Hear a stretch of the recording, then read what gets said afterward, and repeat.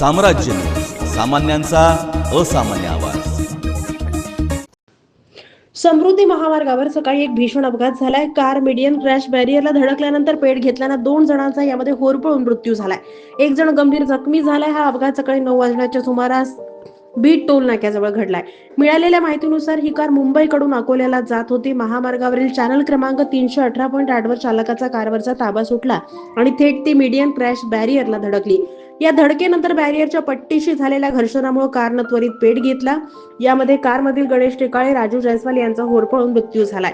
या अपघातात कार चालक अभिजित चव्हाण हा गंभीर जखमी झालाय। तातडीने त्याला ग्रामीण रुग्णालयात दाखल करण्यात आलं। मृत गणेश टेकाळे आणि राजू जयस्वाल हे दोघेही मुंबईचे रहिवासी होते आणि अकोल्याच्या बहिणीच्या घरी जात होते। अपघाताची माहिती मिळताच महामार्गावरील QRB टीम आणि महामार्ग पोलीस घटनास्थळी दाखल झाले। पोलिसांनी कारमधले मृतदेह बाहेर काढून त्यांच्या नातेवाईकांशी संपर्क साधण्याला सुरुवात केली। समृद्धी महामार्गावर या अपघातामुळे काही काळ वाहतूक विस्कळीत झाली होती। महामार्ग पोलिसांनी तातडीनं मदत कार्य राबवून परिस्थिती नियंत्रणात आणली। या अपघाताची नोंद पोलिसात झाली असून अधिक माहिती सुरू आहे।